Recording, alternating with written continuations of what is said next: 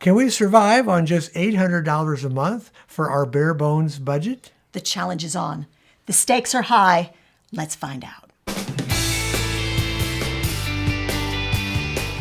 Welcome to Under the Median, where frugal living meets real life challenges. And we have been thrown a challenge by two other frugal living channels. It was Homestead Tessie and Prepper Princess who threw down the gauntlet, and we picked it up. Now, these two ladies have amazing channels, and they happen to be personal friends of ours. Yep. We did not find out about this challenge until the 14th of January. Just to be fair to the challenge, we backdated all of our expenses, and we included everything from January 1st to the 14th, even though we were spending money like usual and did not know the challenge was even on. Now, one of the things that would be super exciting for us would be if you have your own challenge. How much money can you get by on for a month for your basic living expenses? Drop it in the comments. So what exactly is in the challenge? Number one, we have to have gas for our vehicles. Our water bill is included. Utilities, that would be our gas and electric. And groceries, we have to eat, of course. So groceries is a very important category for that. Cell phone and internet, those are two separate categories. And why are these included? Those are really our basic budgeting items. We'll introduce you to those categories, what we're doing in order to save money in those categories this month. But I will say, we almost gave ourselves a handicap. Seriously, we did. We almost said, ladies, we love you. We think you're amazing. But we feel like because we didn't start the challenge for 14 days. That's halfway through it. And because our situation is different, we want a $200 handicap. So we want our limit to be $1,000 while yours is $800. And Larry said, no, we can do this. And we're going to stay at $800 just like the other families in the challenge. So here you go, $800. Let's see how we're spending our money and how we're trying to save our money. First category. That would be gas for the vehicle. Now, we're pretty good with gas anyway, at least for what we drive. But we have one problem, and that's a 16-year-old. He's involved in a lot of practices. He goes to work at least 3 to 4 times a week, and that is 40 miles every time he has to go to work. I will say for the purposes of this challenge, we included every dollar that we spent on gasoline. Yeah. But just so you understand, the amount that we tell you we spent on gasoline, most of those miles, not our miles. That would be our 16-year-old son. Yeah. So how are we reducing the gas that we're spending this month? We are seriously trying to combine our errands so that when we are out, we are stopping 3 or 4 places. We are coming back home. So when Larry's taking him to work, I'm like, can you stop by Aldi, which is very close to where he works? Can you stop by Kroger? Are there other things that we can do while we are taking the car out of the garage? Right. Winter is just hitting hard here in Illinois. In fact, we're going to be in the single digits next week. This is a very important thing to check on your car as the temperatures go down, and that's make sure that your tires are inflated, because as the temperature goes down, so does the air pressure in your tires. You want to make sure that your car, to get the best mileage, those tires are pumped up to full pressure. Driving efficiently, we really try not to touch that brake if we don't need to. And in fact, in Illinois, that becomes super important because when the roads are snowy or the roads are icy, here you go, guys. If you're training a 16-year-old to drive, here's the analogy you give him. Honey, when you're driving and it's winter weather conditions, you drive like your grandma is sitting in the passenger seat. She has her Sunday best dress on. She is going to church. She is holding a container of her homemade baked beans for the church potluck. Those baked beans are sitting in her lap. So with no lid on. With no lid on it. So I literally just gave this analogy to our son last week, and he just died laughing. And I said, remember Grandma, whenever you are driving the car in the winter, I want you to think of Grandma. And you use the brake and you use the accelerator like your grandma is sitting in the passenger seat. Try it, guys. It really works when you're training a new driver. How much have we spent so far this month on gasoline? $33. So when we give you that number, it's going to be a lot more than that by the time that we get done with the month. Oh, yes. Our average gas bill runs about $100 a month. And so you can see that we do put a few miles on the car, and we'll let you know how close we get to that. We'll do a second video Watch for it toward the end of the month, and we'll tell you whether we reached the goal of the challenge, and we'll tell you some of the things we learned while going through the challenge. Water bill is up next. This is one of the bills that has already arrived. I thought it would be really fun, and Larry is so excited about this. Look how excited he is.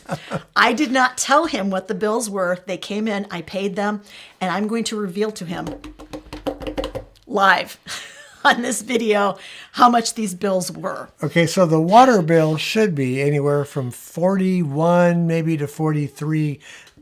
But we helped our son and his wife out this week because they had a washer and dryer not hooked up yet. They just purchased a home. They're getting all settled in their home. They brought laundry over for one whole evening. Not only did they wash it, but they also dried it in our dryer, which we haven't even been using. We've been doing one load at a time and hanging them up in our small room that we do the editing for this program in.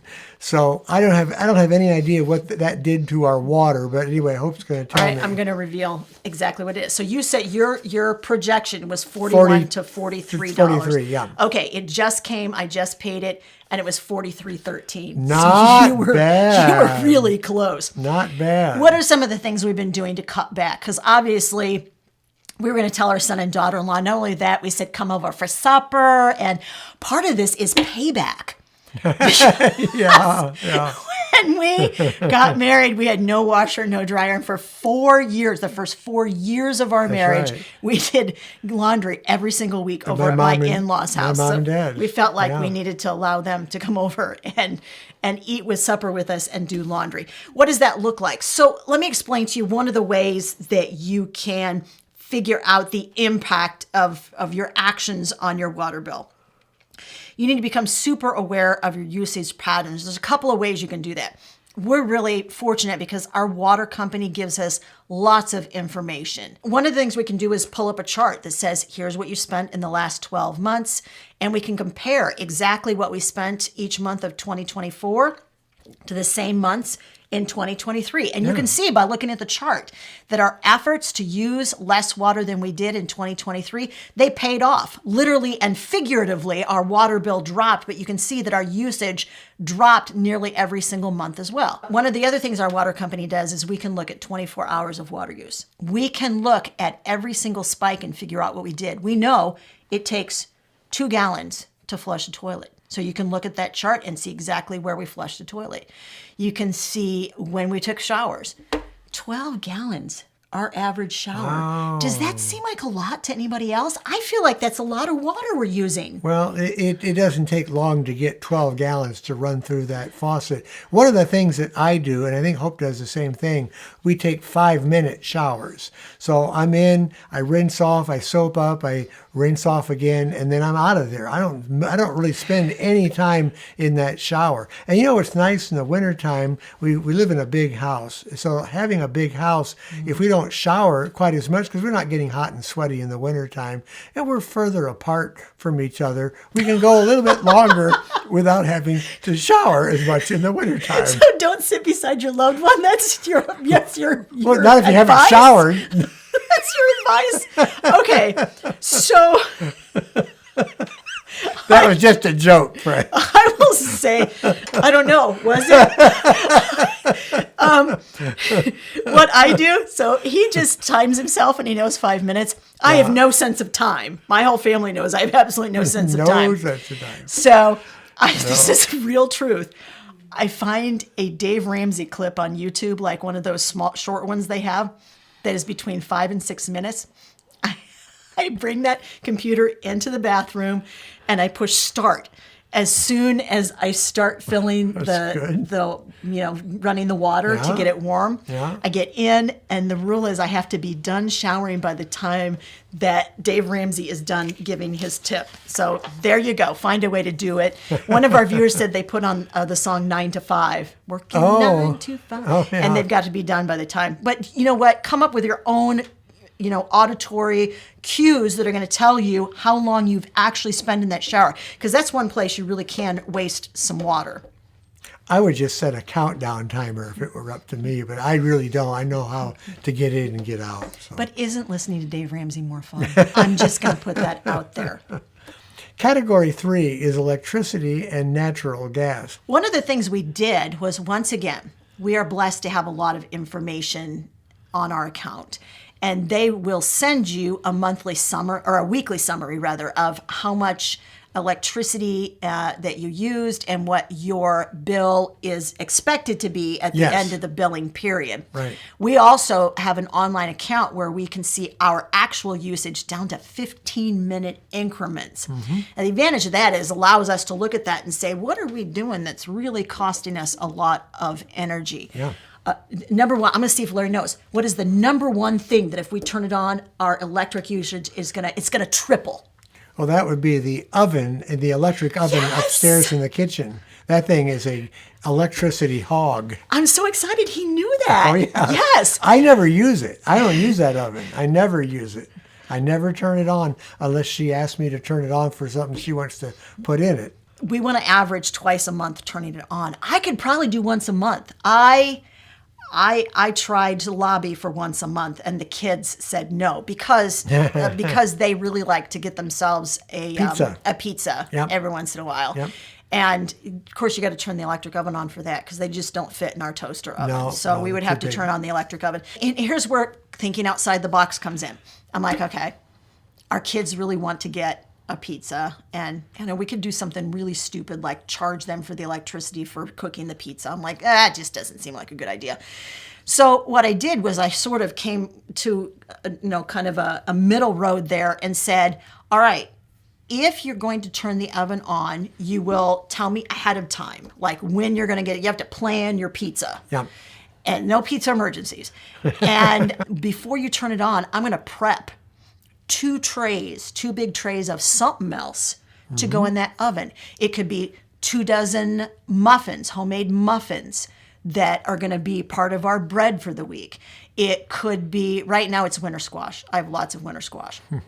So our 16-year-old wanted to cook a pizza last week, and I said, that's fine. I prepped 2 trays of winter squash, put them in with the pizza. Yeah. The squash, yes, it took longer than the pizza. It took a little over an hour to do all of the squash, and it took 20 minutes to do the pizza. But I knew going into it, this oven is going to be on for 90 minutes. 90 minutes later, oven was off, and we were done. That way you got maximum usage out of it while it was on. Yeah, but you can see that it tripled our electric use for that 1.5 hours. Yep. So in the process of cutting down the amount that we're using, we've seen it go from $225 a month down to $207. So that's heading in the right direction. And this is one of the things, this is the next tip.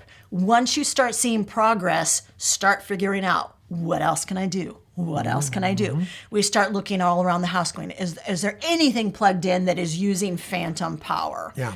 Phantom power, if you don't know what it is, Larry has such a much better explanation of it than I ever come up with. Well, anything that uses power when you're not really using the item is using phantom power. So if it has a timer built into it or an LCD clock, or if it runs on a remote control, remote controls have to have phantom power in order for that item to recognize when you're pushing it on using the remote. Any of those kind of things will use power anywhere from 7 to 10 watts, while the item isn't even really being utilized. Energy diary.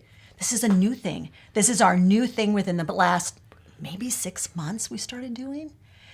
We put just a simple piece of paper, says energy diary. We put it next to both microwaves. Somebody asked about this last time I mentioned this.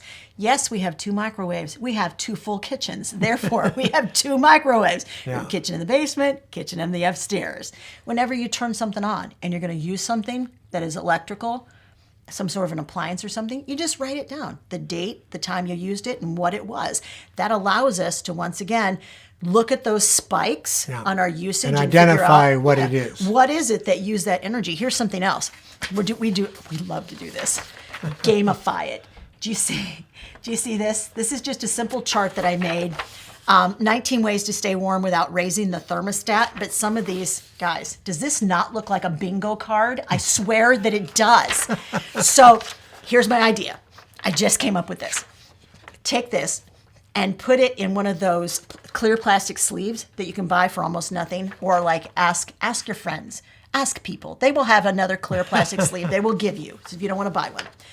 And then use an erasable marker and each day mark off these things. What have I done to help, stay warm without raising the thermostat? And then you can erase it at the end of the day and the next day again. This is just a reminder. Anytime you can find a way to remind yourself, this is what we're supposed to be doing. You train your brain to automatically begin doing those things. Gamify it. It's fun. So, honey, how much was the electrical and gas bill? Okay. He doesn't know yet. Oh, it's upside down. That doesn't help. All right. So the bill that just came in, and I just paid it. And I remember we had gotten it down from $225 to an estimated bill of $207. Yeah. Do you have an idea before I tell you?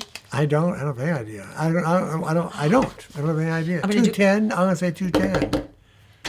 All right. I'll just guess 210. It was $214.83. Not bad. So we did not make our goal, but the whole idea is not necessarily to hit every goal because you're human and it's just not going to happen. It is a learning process. Right. And so, now we're trying to figure out what else we can do.